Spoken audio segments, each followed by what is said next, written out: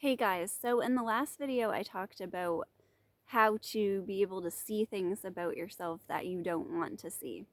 And since then, some more stuff has come up for me. So ever since I was a little kid, I felt these sort of impulses to confess things and clear my conscience. And I had this deep, deep need to tell the truth from an early age. And I've tried my entire life to tell the truth, and I've seen how incredibly frustrating it can be sometimes.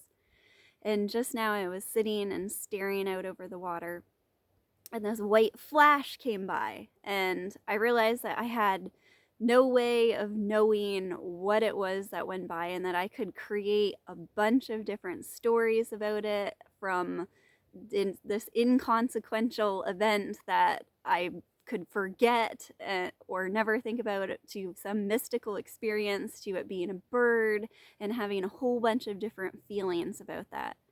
And so I wanted to sort of explain how tricky spiritual teachers and spiritual teachings are. And I want to confess a few things about myself that I've been hiding or unaware of, so you can see how this works, with a disclaimer that we're always, when we're talking, we're always coming from the story from some angle. And it's not really us who's deciding to do it. We may think we're conscious of the decision, but we're not. And so with spiritual teachers, I know there is a big weight on me. I don't have a huge following. I don't share my full name publicly, and so there's not a lot at stake, but there's still this huge pressure I feel to not talk about certain things and to be very careful about how I say things. There's also it also personally, because I'm doing this for me, there's really no other reason. It gives me a great way to see myself and to hear the truth of my words, to hear whether or not something really rings true, and to see my own reactions and judgments about myself. So recently I realized that a lot of my feelings, a lot of the worst feelings I have, are I have turned enlightenment itself into the thing that I desire the most. And so, of course, we all know the trap with desire. Desire is good, and yet desire is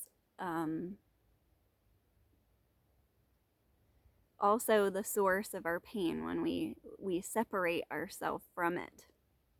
So with enlightenment, this is incredibly, incredibly tricky. And so I noticed that this came out in thoughts of other people, and wanting to turn enlightenment into an achievement, wanting to turn it into achievement for myself, and thus creating a bunch of competitive thoughts. And when you're involved in spiritual communities and you see other spiritual teachers and you start to see questioning and not wanting to believe that they're very far along on the path, I noticed what a huge stumbling block that was for me, and I realized that my desire, the aligned desires for the entire world to awaken, and yet to have the separation of me being someone further on the path than another, and to acknowledge that and not just to see the desire, the acceptance, or the perfection in that, was creating a lot of suffering. And there are a lot of kind of strange thoughts and feelings and ways that came about. And the other thing that I haven't been completely honest about is that this kind of goes along the same lines, is that so I mentioned in my video about what I've learned from Leo from actualize.org. When I went to the forum again, and everything sort of shifted, and me writing and fighting with people and taking on that kind of dynamic with the who's enlightened and who's not, and really interacting with other people and kind of throwing myself into the lion's den, that way, how incredibly transformational and like things started speeding up. Well, the forum, the actualize.org forum, is where like I found that community and everything. And it terrified me at first.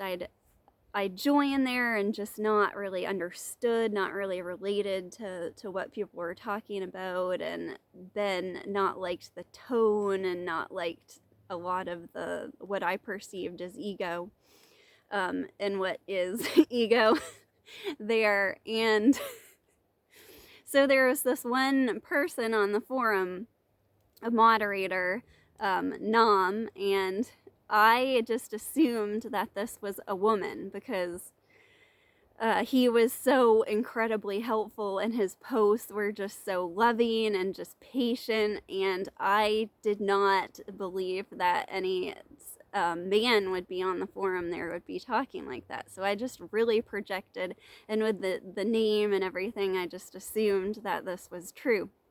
It's really embarrassing. So for months, I thought that he was a woman, even after he mentioned his wife, and I just assumed that he was lesbian because it was just stuck in my head. Like, we create our own stories incredibly well. It's just like I said with the white flash in my eye, how I saw the potential to create so many different stories there, and we just assume that they're true. And so I started having some insights from his posts, and then as things started to come together and I started having the journal where things started getting really strange, and everything started coming together, as I said, there was just this inexplicable connection there. And I didn't understand it at the time, and over time I grew to understand like how incredibly deep his love and wisdom was. And so he has helped me immensely, and in ways that I cannot explain, in ways that I cannot understand. And the big point is there's nobody doing anything, and you really have to be honest with yourself, and it almost brings you to tears to realize that this is being done for us. And for some inexplicable reason, whether programming or fate or whatever you want to say, it is just unfolding now. It's just part of the illusion. We have this desire for enlightenment and for truth, and I don't know if that desire comes out of being someone born who is deeply suffered for their thoughts. And here's another confession, as I haven't even finished the first one. From a young age, I've had extreme depression and obsessive compulsive disorder, which I was able to fix on my own within just a few years. It was like my early teens, and by the time I was in high school, I was able to watch and disregard the thoughts. So at that young age, just for my own stability and my own survival, I had to learn to watch my thoughts and disregard my thoughts. And so why this happens, I don't know. And I don't know if I see other people who are happy living their lives and happy with the choices they make, and I always felt like there was a really high standard for me. Like what other people got away with conscience-wise, or even in their food choices, and didn't feel bad for, like I would just be crushed by. And so I don't know if awakening is for everyone, or what the role the illusion of suffering has to play, but I had this thought too. It's like if you compare it to how hard it was to make a hamburger 150 years ago. You had to raise the cow, a cheeseburger. You had to raise the cow,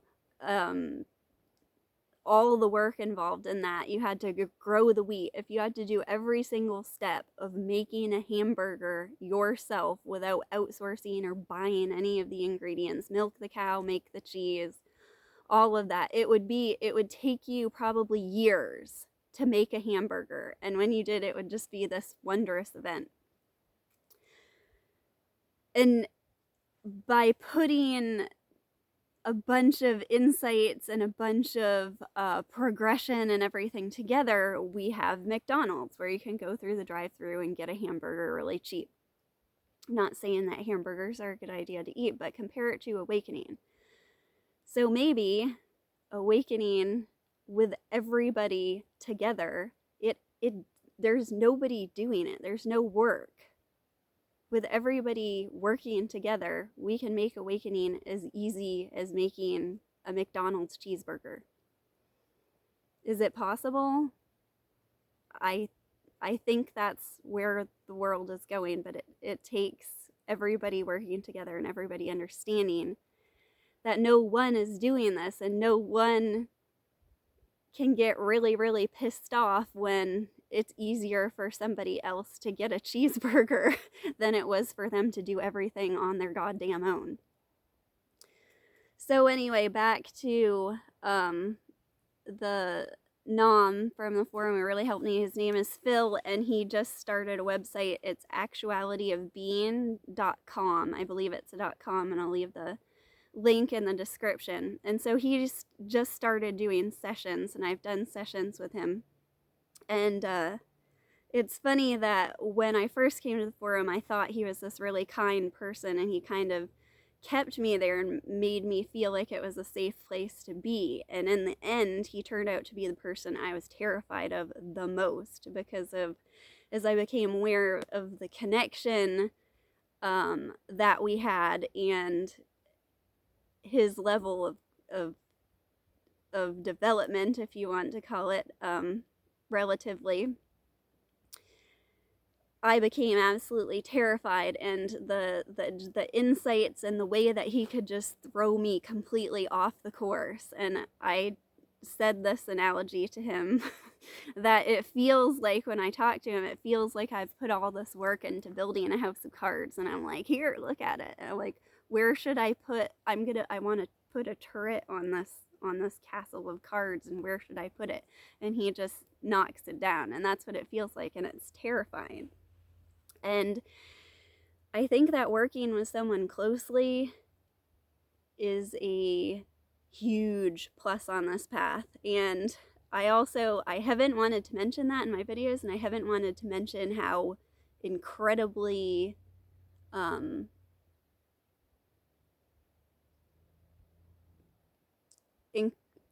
necessary his help was, because I kind of wanted to keep that. It just seemed too deep to talk about, or I kind of wanted to keep it to myself. But cheeseburgers. So what was the other thing I wanted to say? Yeah, there's nobody doing it. That's something I'm trying to understand more and more, that there's nobody here really doing anything. And yet, again, that's not quite right, and it's a write-off. And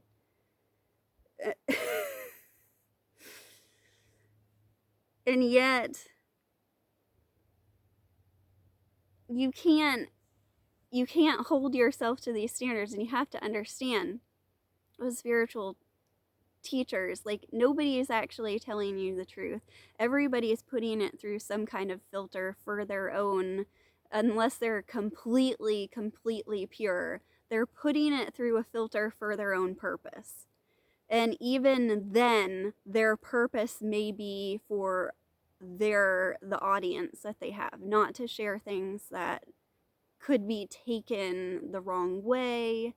And that's what's so tricky about this. So seek out people who don't have huge followings, and throw away your idea of authority, or what you think is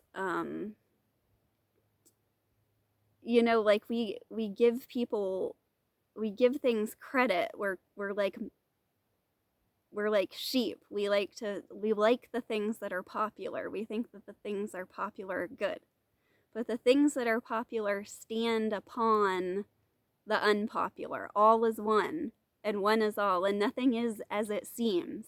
And you are attracting the spiritual teachings that you attract to you. If you watch this video and it had any interest to you, that's because of you. That's because it's coming to you for a reason.